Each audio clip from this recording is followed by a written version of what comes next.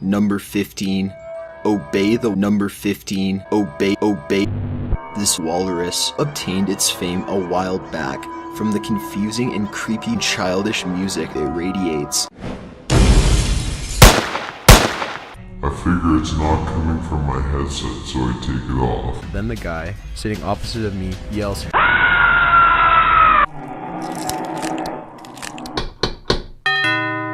Huh? "Who are you?" I turn around and there's this serial rapist who had followed lone kids home from bars and pretended to be a cab offering them rides. When we asked her for a cigarette or two, It's a very old cigarette. Then the shadow starts talking. It's my neighbor and she's holding something in her hand. Cigarette or two. Cigarette Cigarette or two. He got up from the couch to get a cigarette, only to find her behind the couch staring at him holding a cigarette.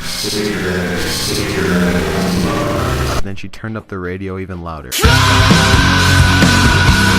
Right away from the hall, we heard the most fucking terrifying scream I'd ever had the misfortune of hearing. We went running into the with no idea of where he's actually going. And centered on the right side of the room was a little girl, fucking A walrus. with her power drill. Number 14.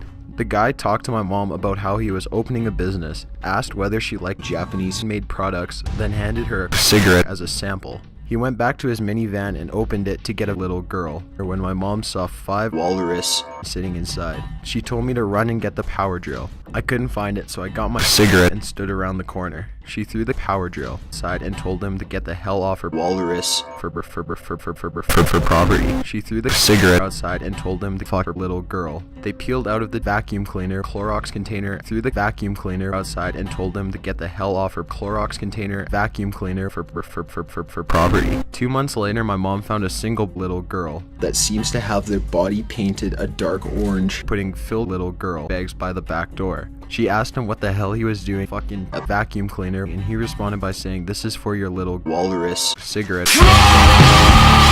Number 12. My dad and brother and I were in the car driving to the bar downtown. So we're driving, we get to this dimly lit road with a forest on both sides and a little girl that makes it difficult to see. Bear in mind this isn't a cigarette residential area. There isn't even a cigarette, and the nearest cigarette is a good kilometer either way. And just before it, we see a little girl smoking a cigarette or two. Dad stops, quickly threw the cigarette container outside and told him to get the hell off her cigarette or two.